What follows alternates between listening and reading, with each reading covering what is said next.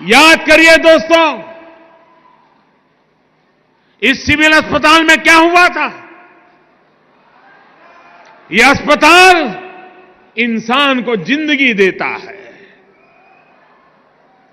और राक्षसों ने, मैं जब यहां मुख्यमंत्री था, इसी सिविल अस्पताल में बम धमाके किए थे और निर्दोष लोगों को मौत के घाट उतार दिया था।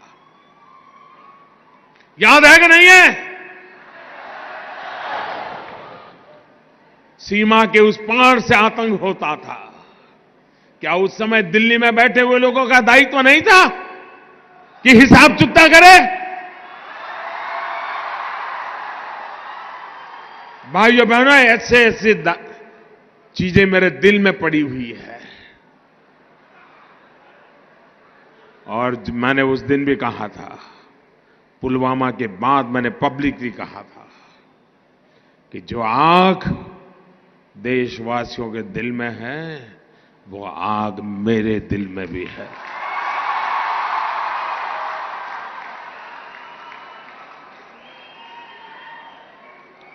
अगर उस समय सरकार में दम होता तो अहमदाबाद की सिविल अस्पताल में निर्दोषों की जान लेने वालों को वहां जाकर के भी हिसाब चुकता कर देते। भाई, मुंबई में 26/11 हुआ, निर्दोष लोगों को मौत के घाट उतार दिया गया,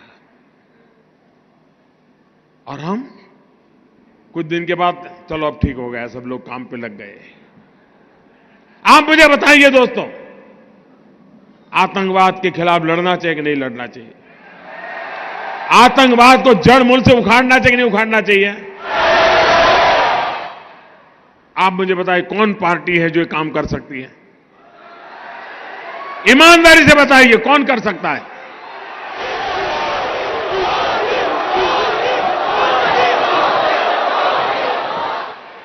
हम एक तरफ गलत करने वालों को सजा दे रहे हैं, तो वहीं ईमानदारी से काम करने वालों का सम्मान भी कर रहे हैं। और भाइयों बहनों, मैं आज अहमदाबाद की धरती पर आया हूं और सिविल अस्पताल में आया हूं, तो वो दृश्य मैं भूल नहीं सकता हूं। और इसलिए मैं आपको कहना चाहूंगा,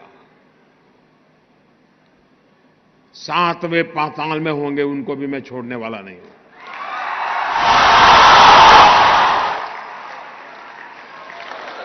और देश का दुर्भाग्य देखिए, कुछ लोगों को तो पता नहीं क्या हो गया है। आज पाकिस्तान के अखबार की हेडलाइन देख लीजिए, भारत के नेताओं जो बयानबाजी करते हैं वो पाकिस्तान के न्यूज पेपर की हेडलाइन बन जाती है।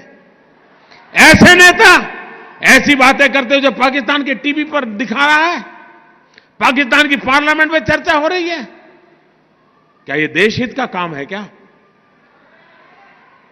आप ऐसी बात बोलोगे जिसे पाकिस्तान तालियां बजाए? अरे देश की जैन सेना ने पराक्रम किया है, देश की सेना ने हिम्मत दिखाई है। और मैं दोस्तों इंतजार लंबा नहीं कर सकता।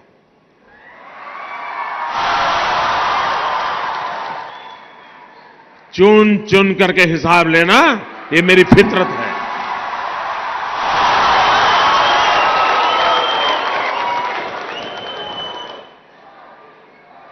कब तक निर्दोष लोगों को मारने देंगे?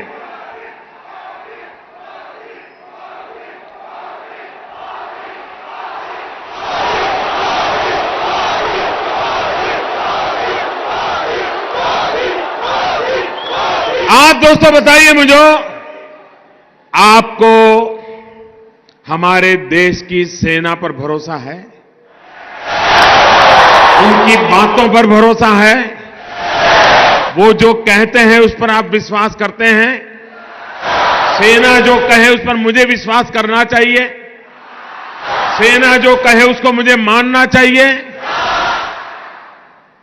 लेकिन कुछ लोग हैं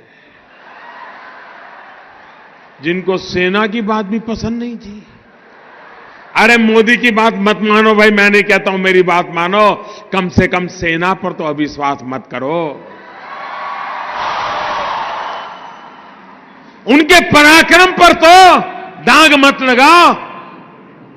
वो जान की बाजी लगा करके खेलता है,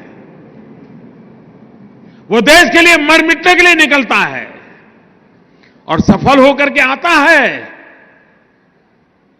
तो आपकी नींद हराम हो जा रही है। और मान लीजिए ये हमारे सेना के लोग गए थे और मान लीजिए वहां कुछ हमारी योजना के हिसाब से ना हुआ होता और कुछ उल्टा हो गया होता, तो ये लोग क्या करते? क्या करते मुझे बताइए? किसका इस्तीफा मांगते हैं? किसका इस्तीफा मांगते हैं? क्यों भाई? मतलब राजनीति आप कर रहे हो, अब सफल हो गए तो चिल्ला रहे हैं कि मोदी ने तो आर्मी का नाम ही नहीं देना चाहिए, जय जवान जय किसान भी नहीं बोलना चाहिए। क्या देश की सेना के जवानों का गौरव करना चाहिए कि नहीं करना चाहिए? उनका सम्मान करना चाहिए कि नहीं करना चाहिए? लेकिन इनके पेट में दर्द हो रहा है।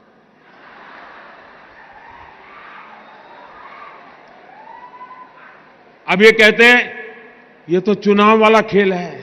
जब सर्जिकल स्ट्राइक हमने पहली बार की तब कहां चुनाव था भाई? ये हमारा सिद्धांत है, हम घर में घुस के मारेंगे।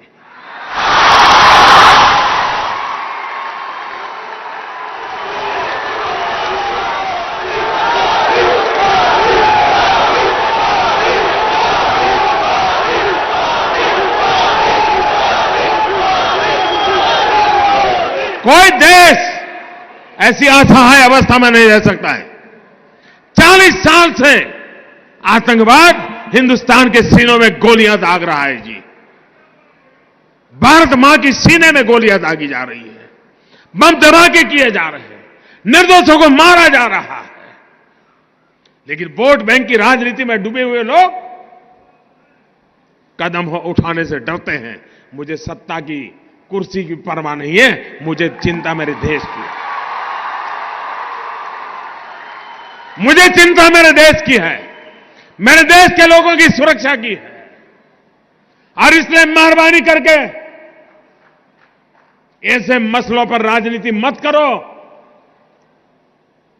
अरे मोदी कहता है कि मैंने इतने घर बनाए, उस पर विवाद करो ना। मोदी झूठ बोल रहा है, सच बोल रहा है, सही कह रहा है, नहीं करो ना विवाद। नहीं कर रहे, सेना को लेकर के करते हैं विवाद। मैं कहता हूं मेट्रो रेल लाया, आपको कहना होगा कि चलो नहीं लाया, मोदी झूठ बोल रहा है। करो विवाद, कौन मना करता है भाई? मैं कहता हूं मेडी सिटी बनाया, आप बोलो मोदी झूठ बोल रहा है, मेडी सिटी नहीं बनाए। बोलो ना, कौन मना करता है तुम्हें? मोदी को गाली देने के लिए कोई कम जगह है क्या? पूरा मैदान खाली पड़ा है और मोदी को कोई इतराज नहीं है। सेना को क्यों गाली देते हो? देश के वीर जवानों को क्यों बदनाम करते हो? उनका मनोबल क्यों तोड़ते हो? और इसलिए भाइयों बहनों, मैंने प्रारंभ कहा था, मैं ऐसी धरती पर आया हूं जहां मैंने उस दिन लोगों को लाशें देखी है जी, घायल हुए डॉक्टरों को देखा है, खून से लथपथ नर्सों को देखा है।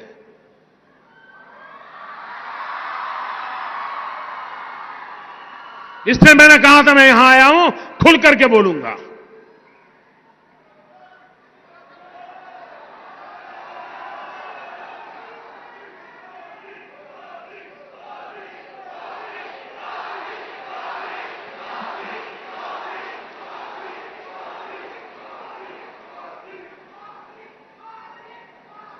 दोस्तों, जिस प्रकार से हम देश की सुरक्षा के लिए प्रतिबद्ध हैं और यह लड़ाई हमने छेड़ी है जी, या मान के चलिए हम देश हित में जो भी आवश्यकता होगा उसको करना हमारी प्राथमिकता रहेगी। मैं देश को विश्वास दिलाना चाहता हूं।